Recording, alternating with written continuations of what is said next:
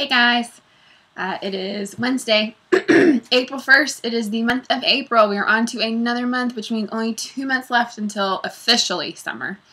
2 days left until spring break begins, and we all get to relax a little bit, take a little break from work, maybe do some fun things. I don't know what fun things you can do when you're inside, having to social distance from everybody, but hopefully you guys are staying busy. A few things I wanted to talk about today before we do our reading. It got cold today. I had to wear a sweater when I took the dogs out for a walk this morning. They like it because they don't get as tired. I don't like it because I don't like being cold. So hopefully it gets warmer throughout the week. A couple shout outs, Taylor and Jalen. Good job on finishing your iReady. I know you guys are working hard. Those of you who don't have computers at home, I know that you're reading. I know you're doing some awesome things. Jeremy, and give a shout out to Jeremy. I gave him some feedback on his work from the last couple of days that he's been doing. So just want to let you guys know I'm thinking about each and every one of you, even if you're not getting a shout out.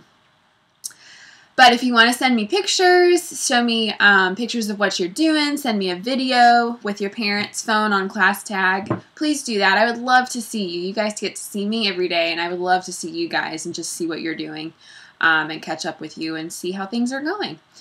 And then I also wanted to let you know I have a teacher friend in Grovetown that teaches at Grovetown Elementary, and she told me today that there is a second grade student there who has COVID-19.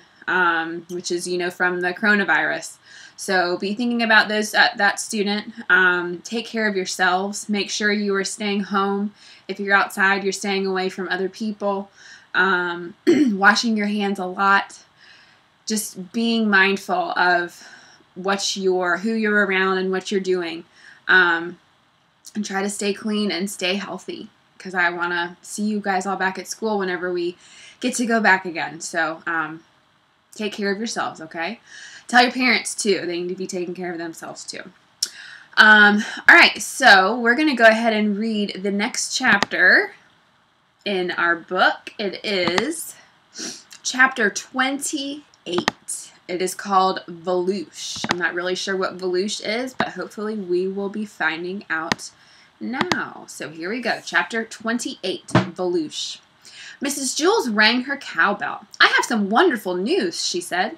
The children stopped what they were doing and looked up. They waited for Mrs. Jules to tell them the wonderful news. "You are a very lucky class indeed," said Mrs. Jules. "Mrs. Valooosh, the world-famous dancer, will be coming here to Wayside School. She will teach you how to dance." Everyone was still waiting for the wonderful news. "Isn't that exciting?" asked Mrs. Jules.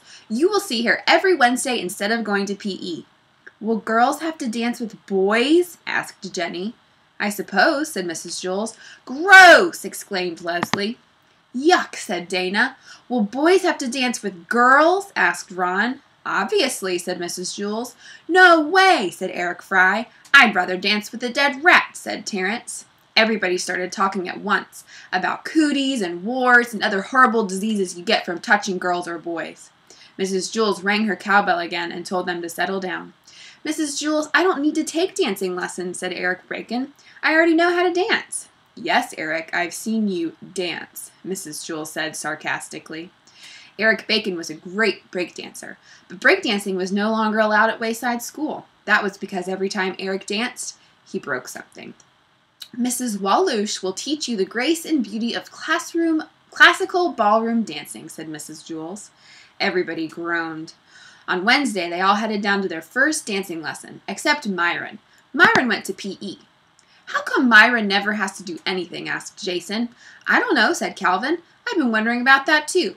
"Myron's father must be friends with the president," said Bebe. "I think Myron gave Mr. Kidswatter $1,000, said Todd. No, I bet he's blackmailing Mrs. Jules, said Jenny. "How could he do that?" asked Benjamin.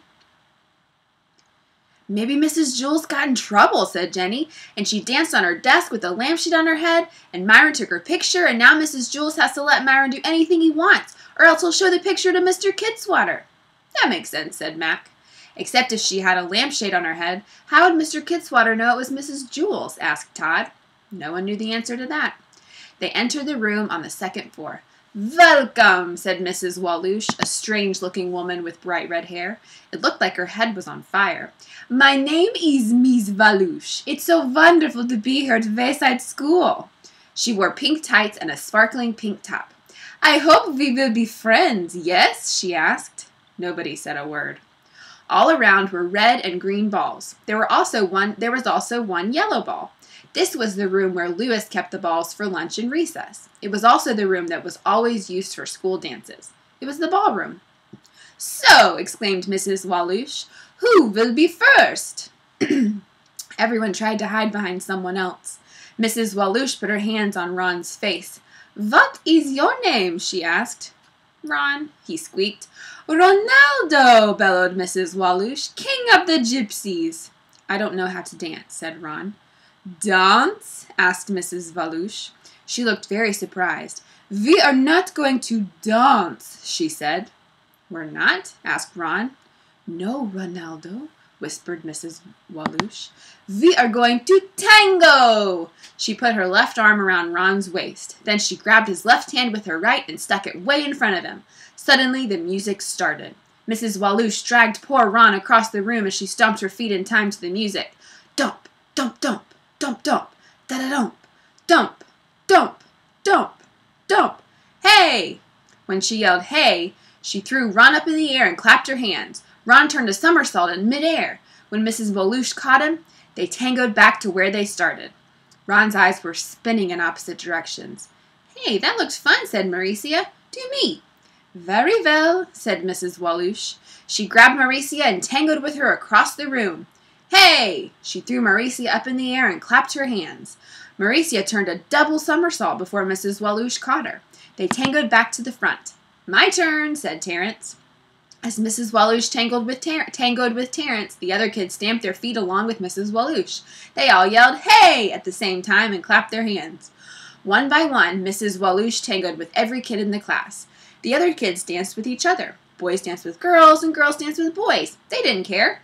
Paul danced with Leslie, Dana danced with John, Terence danced with Rondi, Allison danced with Jason, DJ danced with Kathy, Todd danced with Joy. "Hey!" they all shouted together. Of course, they weren't strong enough to throw each other up in the air. Instead, they tried to trip each other and throw each other to the ground. "Hey!" Even Kathy was having fun. "Hey!" she shouted as she kicked DJ in the rear end. They also threw the balls at each other. "Hey!" Mrs. Walloosh began to get tired. Sometimes she didn't catch the children after she tossed them in the air. Dee Dee crashed to the floor. "Wow," she said. This is more fun than dodgeball. Hey!" At last the music stopped. Mrs. Walloosh clapped her hands. "Wonderful!" she exclaimed. "Fantastique!" They all staggered out of the ballroom, cut up, bruised, and bleeding. "Next week we waltz," Mrs. Walloosh called after them. "So how did everyone like dancing?" asked Mrs. Jules when they returned. "Dance?" asked Ronaldo, king of the gypsies. "We didn't dance." "You didn't?" asked Mrs. Jules. "No," said Ronaldo. "We tangoed." Everyone cheered. "It was wonderful!" exclaimed Kathy. "Fantastique!" said Terence. Myron was sorry he had missed it. "I can't wait till next Wednesday," said Todd. The end. That was a silly chapter. It's fun to do different voices. I like that. So that it's called Valooosh because the teacher's name is Walloosh, and she pronounces the W's as V's. So the chapter was called Valooosh instead of Walloosh. All right, so tomorrow's chapter is chapter 29, The Lost Ear. And then we have one more chapter after that, and then the book is done. So we'll have to find a new book to start once we return from spring break. I hope you guys have a wonderful Wednesday. I will be seeing you guys tomorrow. Get your work done, get some reading done, and I will talk to you tomorrow.